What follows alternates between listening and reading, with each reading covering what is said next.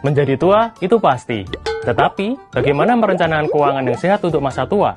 Kapan kita harus mulai menabung demi membiayai kehidupan kita setelah pensiun kelak?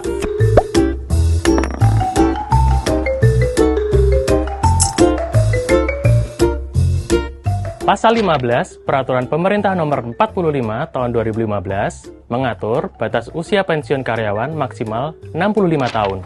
Dalam peraturan pemerintah tersebut, juga dijelaskan mengenai besaran iuran BPJS Ketenagakerjaan dan skema pembayaran dari iuran pensiun tersebut.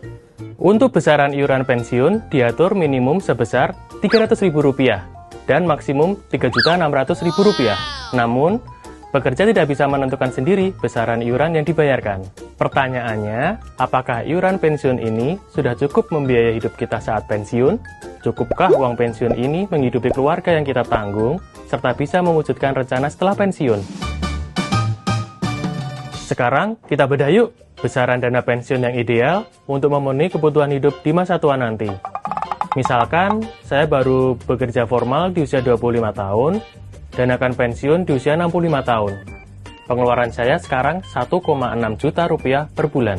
Saya merencanakan pengeluaran dengan jumlah yang sama saat pensiun. Oh iya, usia harapan hidup saya 75 tahun. Jangan lupa bahwa ada rata-rata inflasi per tahun sebesar 3%. Dan harapan rata-rata hasil investasi dari iuran pensiun saya sebesar 5%. Dengan semua indikator tersebut, berdasarkan kalkulator perencanaan hari tua dari BPJS Ketenagakerjaan, dana pensiun yang dibutuhkan ialah Rp568 juta. Lalu, total dana pensiun yang perlu saya tabung setiap bulan sekitar Rp372.000. Karena sebelumnya saya membayar iuran pensiun sebesar Rp300.000 per bulan, saya tinggal menyisihkan lagi sekitar Rp72.000 per bulannya. Tidak terlalu besar, bukan? Uang yang disisihkan ini harus ditempatkan di keranjang investasi jangka panjang, seperti obligasi, reksadana, ataupun emas. Ingat, tabungan pensiun ini jangan diambil sebelum waktunya ya.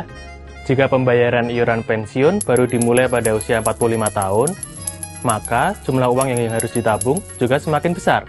Tabungan pensiun yang didapat bisa jadi juga lebih kecil. Tentunya, angka ini juga bisa berubah setiap tahunnya, tergantung dari rata-rata inflasi, serta pengeluaran bulanan yang diharapkan kelak. Itu adalah metode perhitungan sementara yang dianjurkan oleh BPJS Ketenagakerjaan. Anda juga bisa mencobanya sendiri di laman resmi milik BPJS Ketenagakerjaan tersebut. Apakah tabungan masa depan mencukupi sampai menyentuh usia harapan hidup? Bisa iya, bisa juga tidak. Ada faktor lain yang mempengaruhinya. Faktor itu antara lain kota untuk menghabiskan usia senja. Kalau memutuskan tinggal di Jakarta, tentu akan lebih mahal ketimbang Yogyakarta. Selain itu, tanggungan keluarga dan profesi setelah pensiun mempengaruhi pengeluaran juga. Jadi, jangan pelit menabung untuk masa depan. Berhura-hura di masa muda memanglah menyenangkan. Tapi, lebih membahagiakan lagi jika kita juga menyiapkan hidup setelah pensiun kelak.